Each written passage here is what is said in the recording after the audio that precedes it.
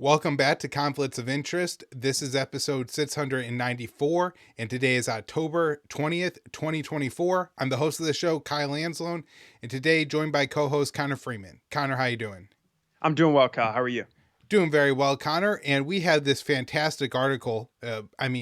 Crazy article, I guess is a good way to describe it, but also very well written. Really happy with this article. Glad we have it up at antiwar.com today on the page. Leaked U.S. intelligence document outline Israeli preparations to strike Iran. So we're going to be breaking this down on today's show, Connor, because boy, it sure seems like maybe somebody in the U.S. government was trying to foil the Israeli attack on Iran, or, certainly ask you about your interpretation. And of course, just want to remind people that they could find the show and share the show from the Libertarian Institute, where myself and Connor both write, also on the blog at antiwar.com. Once again, you can find both mine and Connor's work there. YouTube, Rumble, or Odysee for the video version of the show. And of course, it's up anywhere you could listen to audio podcasts. So, Connor, let's just talk about what these documents are, and then kind of when they surfaced and CNN's role in reporting this. Sure. So the documents are from the National Security Agency, the NSA, and the Pentagon's. It's their National Geospatial Intelligence Agency, which collects all the satellite data. And so this is really a case of the U.S. spying on Israel in anticipation of what could be depending on what targets Netanyahu decides to go with in terms of this next strike on Iran in response to the October 1st missile barrage, where Iran sent about, roughly 200 ballistic missiles targeting Israeli military sites after they had, dropped 82,000-pound bombs on Beirut, killing Hassan Nasrallah and a top IRGC officer, and then maybe even more notably, the missile strike. Reportedly, the missile strike that killed Ismail Haniyeh, Hamas's political chief in Tehran on July 31st. And so really what they've been doing is they've been looking at Israeli preparations for the attack itself and also the preparations for any Iranian retaliatory strike. So the way it breaks down is essentially the Pentagon report is about preparations for the attack, which we can get into. And then the NSA report is more about moving around munitions and other assets in anticipation of an Iranian retaliatory strike. And of course, we've been covering for weeks at antiwar.com and here on Conflicts of Interest. It's really kind of unclear at this point what Israel is going to do here with this next attack on Iran, which, the way they describe it in the New York Times piece that came out after mine that David Sanger wrote up. He has two other co-writers. This really does reflect a level of intense I guess you would say, scrutiny over what Israel really plans to do, because it could absolutely, as we've seen in reports, it's been made clear by American and Israeli officials that they have no, and there's no ambiguity. They know that they could actually spark a real regional war here that draws both the U.S. and Iran in directly as a result of these successive Israeli escalations. And so I don't know exactly Connor, who. So I think you're going right where I was about to start asking you the question here is, where did these well, we know where they came from. Do you think this is an official leak? Is this a whistleblower? Exactly what kind of information? Because of course, I'm kind of baffled, because it seems like in a sense it almost undermines Israel's plans to attack Iran in a way. At the same time, maybe this is helping Israel because they weren't happy with the first targets they had to pick, and then this will give them political leverage over the U.S. in the White House to take pick more provocative targets. What do you kind of make out of the motivation of the leaker of these documents?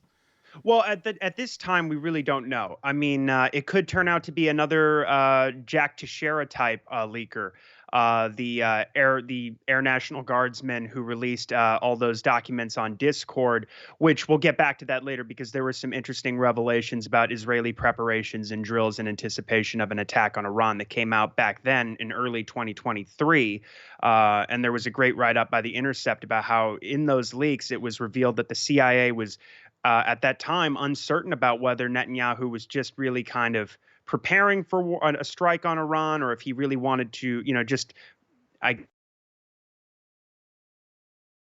if he really wanted to actually go for it and go to war with Iran. And there were concerns at that time. But these documents were top secret. And they were only supposed to be viewed by the U.S. and their Five Eyes allies, Canada, New Zealand, Australia, and the U.K. Now, according to the Times piece, Sanger, who has obviously quite extensive CIA connections, he's kind of their mouthpiece at the New York Times and has been for decades. He said he's trying to implicate, based on the officials he cites that are unnamed in his article, that they suspect it's a lower level sort of person within an intelligence agency. There's really no dispute that the leak came from somebody within a U.S. intelligence agency, and the documents were passed along to a Telegram channel called Middle East Observer, which is supposed to be affiliated with Iran, although, and I guess they are based in Iran, but I checked, I made a Telegram channel yesterday to check out the documents and to check out their account. And they were just laughing at all the different international media reports, calling them basically like an Iran propaganda outfit and all this stuff. And I don't really know what to make of that, but they say that they don't know who the leaker is. Now, maybe they're just not being honest. Maybe they're just, protecting their sources, or at least attempting to under the circumstances. But as of now, we really don't know who leaked the documents and what their motivation was. We know from Haaretz, an Israeli source said that the United States apologized for the leak. There is no real effort so far to deny the authenticity of the leaks. So the DNI, the Director of National Intelligence Office, and the Pentagon have both come out and said essentially that the documents are real, but they're not providing further comment, or at least I haven't seen any yet.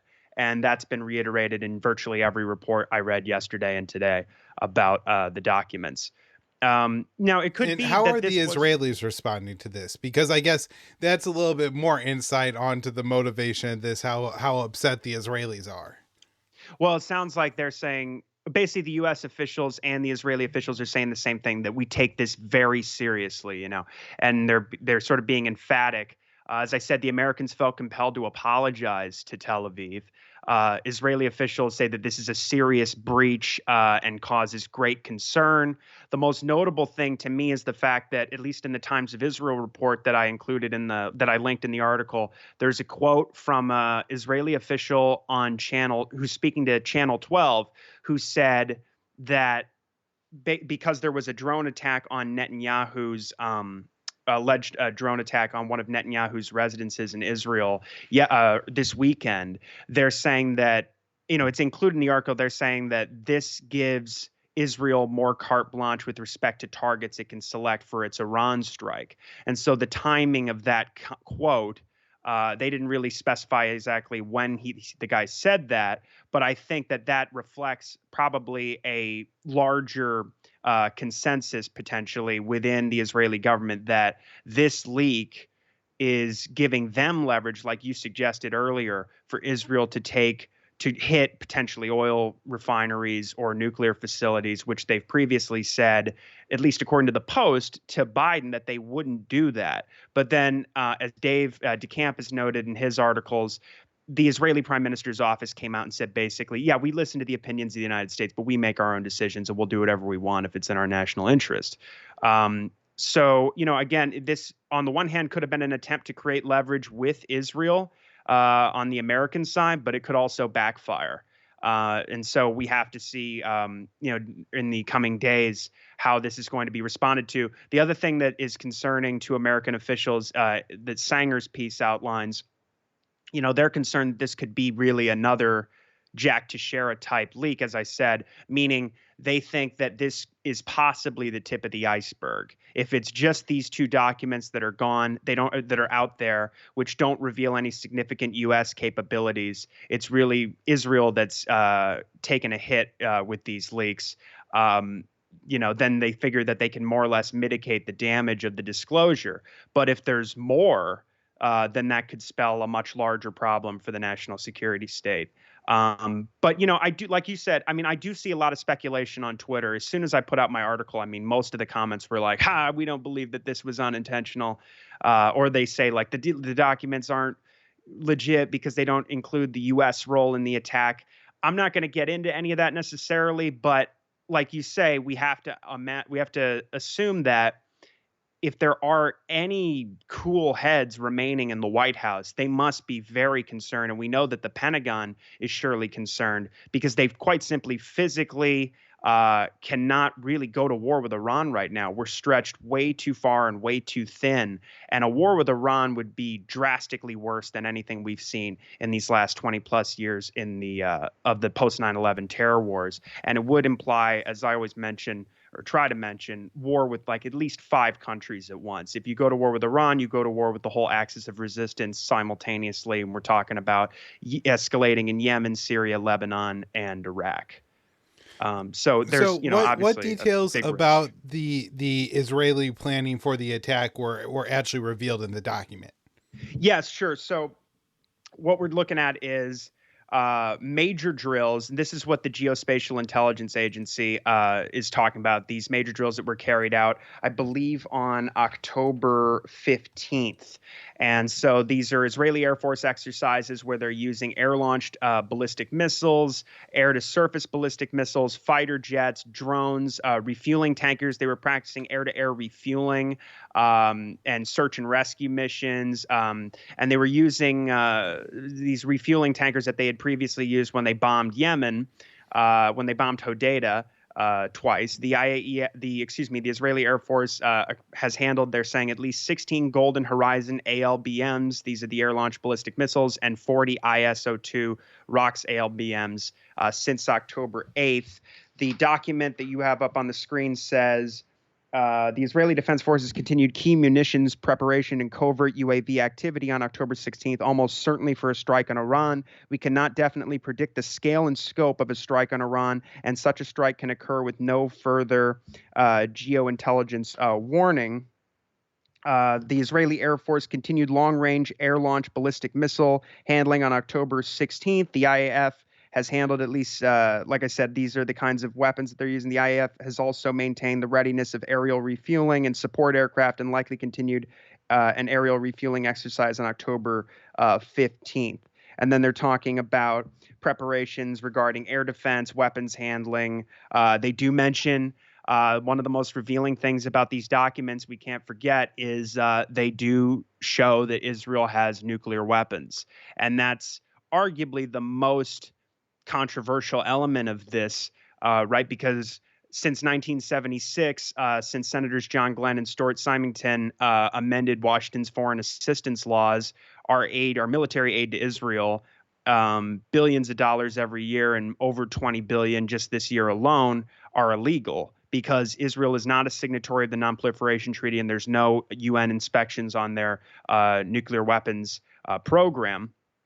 But of course, Richard Nixon and then every president since him has made an agreement with their Israeli counterparts that they'll never acknowledge Israel's stockpile of somewhere between 90 and 300 nukes. And the Stockholm International Peace Research Institute, I include an article from Times of Israel about this, reported back in June of this year that Israel is apparently working on expanding and upgrading its nuclear arsenal. So, I mean, they're looking at basically these large-scale preparations and exercises for what appears to be a major attack on Iran. The other point that they make in the Times is that this really doesn't give us a full picture yet of what Israel is planning, because first of all, it doesn't include anything about like potential cyber attacks, for instance.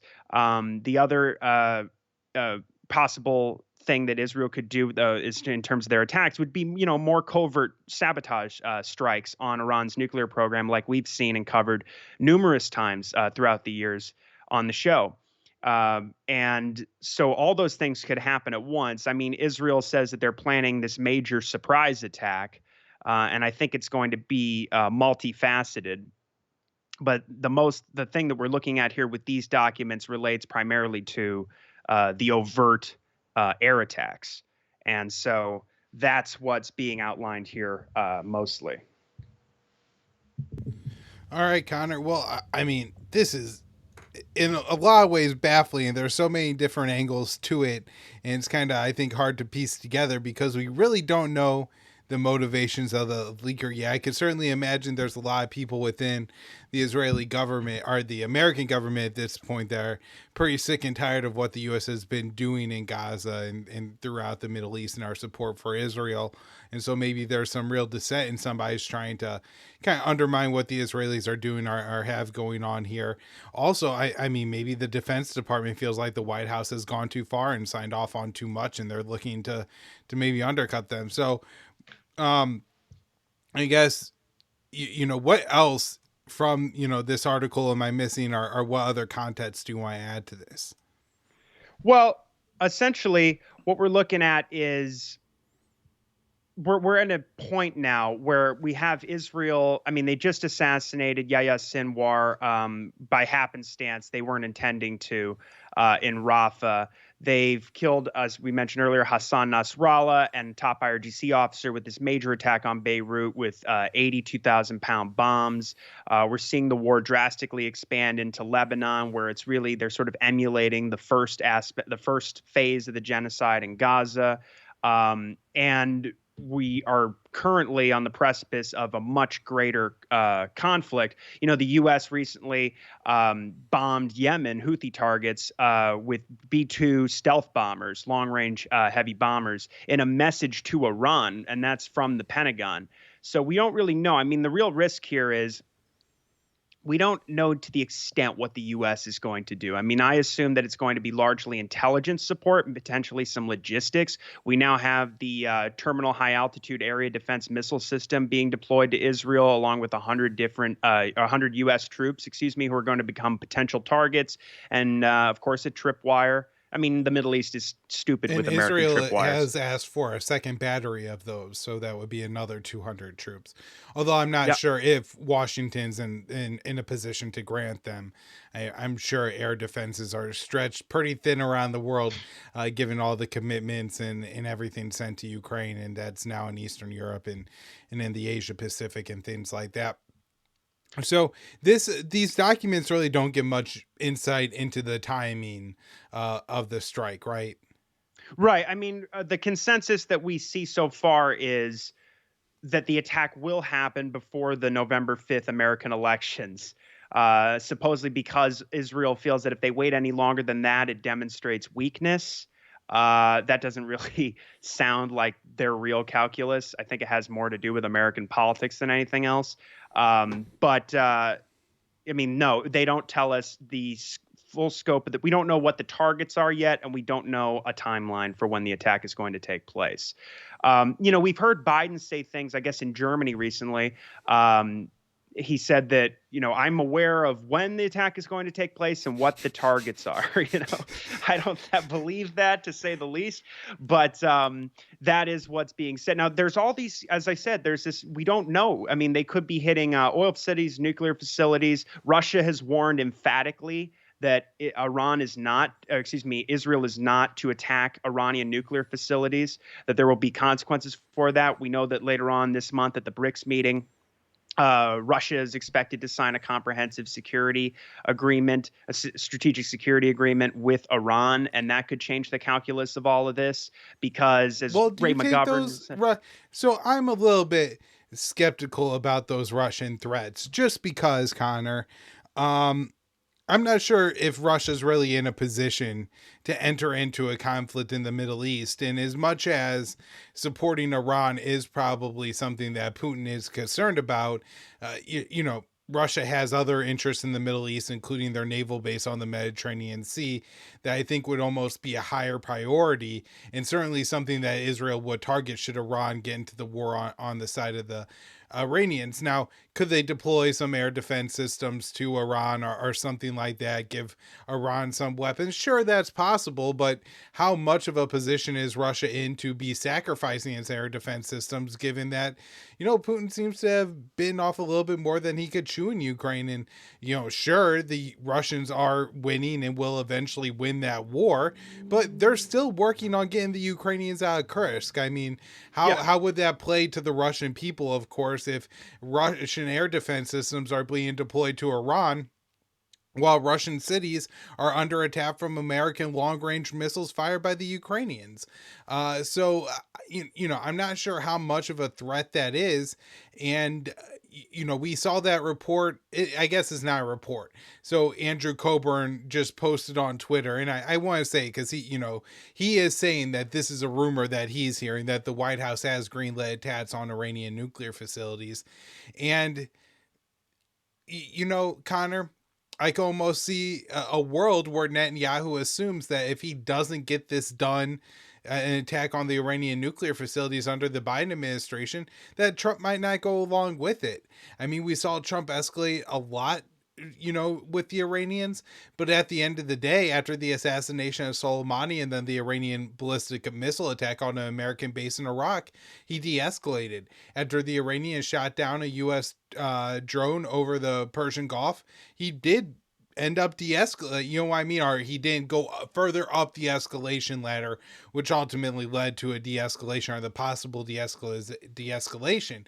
Where with Biden, I mean, when you said that Biden's talking about, oh, I know what targets they're gonna hit and when the attack's coming, I just imagine him sitting there with like a placemat from McDonald's and a box of crayons, and there's a bunch of red X's on a map of Iran, and he, said okay, but he has no idea really what Yeah. they're talking about hitting. And so, is it Brett McGurk and Amos Hochstein who are essentially the ones that Netanyahu has to appease? Because if so, it seems like he probably could attack Iranian nuclear facilities. Yeah, I mean, what's disturbing is you have all this pressure from Blinken and Keir Starmer on Biden to greenlight long-range strikes, for instance, into Moscow with ATACMS missiles and then the Storm Shadows provided by the British and the French. And he stood down those demands and said no, at least for now, presumably under pressure from the Pentagon or somebody telling him, look, Mr. President, this is the reality of what that means. These are the Russian threats. They're not bluffing. You can't do this. I don't care what Blinken says. Because we've seen Biden's side with Blinken and the hawkish diplomats and the likes of Jake Sullivan before over, even the chairman of the Joint Chiefs, Mark Milley, when he had said back in November of 22 that they really should negotiate now. They've reached the zenith of their battlefield gains. But in the case of Israel, it seems like he's not willing to use any leverage that they have. In fact, Lisa Grahn recently told, she's the head of all, U.S. aid operations in Gaza for what those are worth, saying to groups of aid organizations, representatives, that, look, we will not condition our military aid to Israel under any circumstances, whether breaking international law flagrantly or U.S. law, for that matter, with their blocking of any medicine and food from getting into the Gaza Strip. They said that, Israel is a part of a tight circle of allies that we just don't say no to. And quite frankly, international law doesn't apply to Israel. So that's the thinking within the administration. We also know from that Politico report that Amos Hochstein and McGurk, who are huge backers of Israel. I mean, Hochstein is an Israeli-born former IDF veteran, so he's got all kinds of conflicts of interest and should absolutely not be in that position to be the alleged envoy for peace on the Israel-Lebanon border. And it's a joke in and of itself. Unfortunately, that's what we've come to. But McGurk has been a cheerleader for Israeli bombing of Syria this whole time. When he used to be the envoy for the anti-ISIS coalition, he stepped down when Trump had threatened to leave Syria. And right. Connor, emphasize that real quick. This guy previously resigned from his government job because Trump wanted to end the war in Syria. Not because Trump wanted to start a war in Syria, not because Trump illegally bombed Syria or illegally occupied Syria, explicitly just to keep the oil, but because Trump wanted to leave Syria. This guy quit his job for that reason. And then he got rehired under the Biden administration. Yeah, absolutely. And the Syria policy has been on autopilot ever since, really making Trump's policy permanent. And we know from even Israeli media, especially at that time when Trump was trying to leave Syria, I believe on the second pass, the Israelis told him no. And then, of course, Naftali Bennett made the same demand of Biden in August of 21 when he came to the White House. And Biden was like, okay, absolutely. And Bennett, like when he was getting on the plane or getting off the plane in Jerusalem, said, "Oh yeah, I'm very confident they're never leave. Basically, they're not going to leave Iraq or Syria. I told them not to." And this is kind of how U.S. policy works. And McGurk is an exemplar of this kind of deference to Israel. This in regard, come what may, it has nothing to do with American national security interests or anything like that. We've already seen American troops from my state, I mean, National Guard troops from Arizona, be killed in Jordan at the Tower 22 base as a result of this unconditional backing of Israel's genocide and their larger war in the region. And so, I mean, I agree. I mean, I don't see, I suppose I have to believe that Biden makes some decisions. It's just really hard for me to stomach that. It seems to me that Blinken and Sullivan and McGurk and Hosteen, these are the men that are running the Middle East policy. I don't even know to what extent Lloyd Austin really has influence. He always has struck me as a yes man. I don't see him making a big stink about how many men he could lose Right. Well, in a Lloyd war with Iran. Austin is the guy who gets really upset when the U.S. starts bombing Yemen on behalf of Al Qaeda, and he writes a mean, nasty letter to his boss, Barack Obama, and then he puts it in his desk for a week, and oh, well, he's really not all that upset about it and never sends the letter. That's literally the kind of guy he is. That's some reporting from the Quincy Institute when he got appointed. And so, yes, man, I don't know if that's necessarily the right word. I think pushover Yeah. in somebody who certainly isn't, very deep in their convictions or something like that. Now, I imagine that any pushback coming to all of this, Connor, has to be coming from the Pentagon, though. Maybe the commander of the Joint Chiefs or, high-ranking generals within, I don't know, Kurilla, the head of CENTCOM, General Kurilla, he seems like quite a hawk. Maybe there's other pressures from the commanders of the Indo-Pacific or Ukraine just saying that, look, if we want to fight our war, then we can't fight this one in the Middle East on behalf of Israel. So maybe there's some questions and some pushback there. But like you said, Biden is surrounded by people who seem to support this policy. And so even if he can't comprehend it, Connor, and actually know where he has approved Israel to attack, or maybe if he can't recall it 3 out of 7 days of the week or something like that. And like I said, cognitive decline is a very, come and go kind of thing. I'm sure he has sharper moments and sharper days and days where he is essentially drooling on himself and really isn't capable of making any decisions. And then too, if you look at cognitive decline, a lot of times people start to kind of become not caricatures of who they are, but exemplify their stronger personality traits. And so if somebody is a real just mean person and mean-spirited person, they become almost impossible to deal with through cognitive decline. Where somebody's like kind of ditzy and things like that, then this is the kind of person that can't remember to turn off the stove or anything, once it. And so my guess is Biden falls into the first category, right? Where he's just now some mean SOB Zionist who says, give them whatever they want, knock the hell out of the Palestinians. I don't care, and that this is probably his attitude towards a lot of it, which is, really disgusting and disappointing. All right. So Connor, I don't have too much left for you. Just anything else you want to add before we wrap it up here? Sure. I mean, speaking of cognitive decline, Kamala Harris seems like she's pretty much given up on the idea that she's going to get the Muslim votes in these swing states. I mean, I just saw a video of her over the weekend where she told another anti-genocide protester, I'm speaking, and had him removed from the room. And the guy's saying, you're committing genocide. You've killed 7 children. And he's rattling off statistics about the war. And she goes, she says to the audience, first of all, the audience applauded rupturously when she said I'm speaking because it was like peak girl boss. And then she says, listen, what he's talking about is real. That's Well, real. they're all just, paid actors to be there, Connors, and at Yeah. least enough of them that once, they start clapping, the whole room claps. And I guess at least, the anti-genocide protesters should take heart that she just didn't tell him that he was at the wrong rally, which she Yeah. did to the guy who yelled "Save Jesus" or some other Christian slogan. So So yeah, she she, seems to be really, really struggling right now, yeah. to keep this thing underneath her. Later on, she said in Michigan that like the number one worst tragedy of this entire more than a year of war and genocide has been the October 7th attack. And she was reciting all the mass rape propaganda that Max Blumenthal has debunked in his new documentary, Atrocity Inc.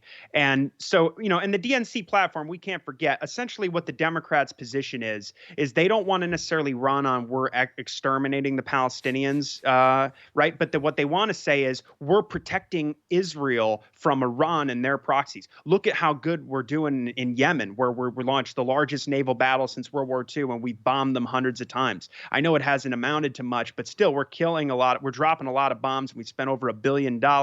They talk about defending Israel from the April missile and drone attack, which Iran launched in response to the Israeli bombing of their consulate in Damascus on April 1st. And they go, look at the coalition we had with basically the UK and Jordan, and I guess France, to stop those, to shoot some of those down. Their main gripe with Trump is what you were just talking about, which are the only real points in his favor when it comes to Iran. I mean, the real wild card here is these accusations that so far we don't have evidence for, that Iran is trying to kill Trump, and they're trying to connect, and he's trying to connect these assassination attempts to Iran and saying, if they get me, blow the whole country off the map. Otherwise, we look weak and feckless. And he has actually said, I gotta say, Trump said in a press conference recently, off the cuff, that I would potentially make a deal with the Ayatollah, but it would have to be a deal that ensures they don't get nuclear weapons, which implies he never really understood what the JCPOA was or what the NPT is or anything. But that notwithstanding, Kamala Harris, who Blinken and Sullivan negotiated the JCPOA. Biden promised basically to return to it. He really was expanding the Trump policy by saying, I'm going to get a longer and stronger deal and use the sanctions as leverage, which kind of doomed any negotiations to failure, let alone all the Israeli pressure. But no, she's unequivocally said, her campaign has said they're never returning the JCPOA. And her main thing is like, Iran is America's number one enemy. They're the number one adversary. They have American blood on their hands. Look at what they did to Israel, Hamas, Iran, and Hezbollah, and putting them all together and saying that, this is Israel's fight is our fight. So we're basically in a horrible situation, regardless of who wins. But like the Harris thing, I really do think is just going to be an extension of this Biden policy. And clearly they do not have the ability to rein Israel in. Trump is going to be filling his staff with hardcore right-wing neocon Zionists. But you know what? Quite frankly, Mike Pompeo is the kind of guy who I don't know if what he would do in terms of reining Israel, and I suspect nothing, because I think he's ideologically a hardcore Christian Zionist, and that's his record. However, he's not the kind of Secretary of State like Antony Blinken who would refuse to talk to Lavrov, and Donald Trump is not the kind of guy who would refuse to talk to Putin. Hopefully, we can have these guys talking to their counterparts in Iran before long. And look, I don't want to say anything positive about Mike Pompeo, but you would imagine that like he may have been getting tired of being lied to by the Israelis at this point. Like if the Trump administration basically said, you could destroy all of northern Gaza, and the Israelis said, fine, that's what we'll do. You could imagine that Mike Pompeo might be a little bit upset if they were like bombing Khan Yunis and things like that, saying, this isn't what you told me. Like, that listen, like, the Bill Clinton mentality, which is who's the superpower around here, right? Yeah. And at least the mafia don, even if he really does support a bad cause, at the end of the day feels like he has to be in charge and people need to follow his rules. So, that would be an interesting point. And I don't know if you saw this one, Connor, but there was a report in NBC News that the Kamala Harris campaign has now decided their path to victory is the Dick Cheney, Liz Cheney, Adam Kinzinger, neoconservative voters, any maybe people who are Republicans who they were on board with Nikki Haley but just can't stomach Donald Trump. Those voters are who they're after, and you wonder if maybe we could see a Cheney return to the White House, Oh a yeah. future Kamala Harris White House or something like that. And we're talking about neocons on the left and neocons on the right. All right, Connor, thank There's you. a National Review piece recently where they're talking about that. I'm sure you saw it, where they go, "Ha, she says she wants to have a Republican in her administration. What's that going to amount to? Some token position? No, unless it's Liz Cheney at Defense, running the Pentagon, then we don't want to hear it." And I don't know You what to. can see that happening too, right? Yeah, Like totally. Blinken stays and McGirt stays and Hochstein stays and most of the cabinet, Buttigieg and all these people stay in place, but Austin's the one that gets shuffled out.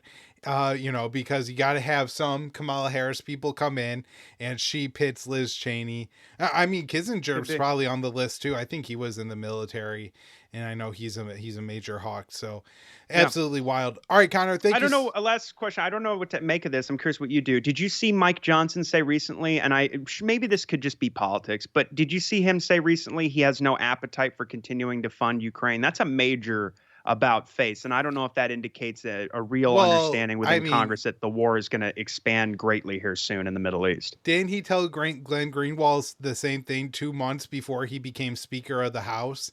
And then Oh, he right. he Yeah, yeah. ended up doing it. So I don't know. Like, of course, I don't want to always just poo poo and be pessimistic about everything. It's important when people say positive things to at least try to capitalize on it and mention it and like say like, hey, good job. I guess there is a difference between doing that with Rand Paul and doing it with AOC. And Mike Johnson's becoming much more like AOC. And like, this is obviously just rhetoric, a game for him. I don't think he seriously wants to end the war in Ukraine. Sure. Um, I just thought it might reflect that he thinks the war in, Israel's wars, if it expands to Iran, is going to require so much more military aid and so many more assets and American attention that they're just going to have to basically walk away at some point from Ukraine, now, my guess with or him is draw it more down to some maybe extent. like he sees JD Vance as VP as a real signal that Trump is serious about it. And so he just wants to be on the right side of Trump on this issue. But even if Yeah. he is, Connor, I could imagine both Trump and Johnson getting corralled back into sending another chunk of aid to Ukraine. Maybe they would dress it up as a loan that will never be repaid. Sure. They'll repay the loan once they retake Donetsk, right?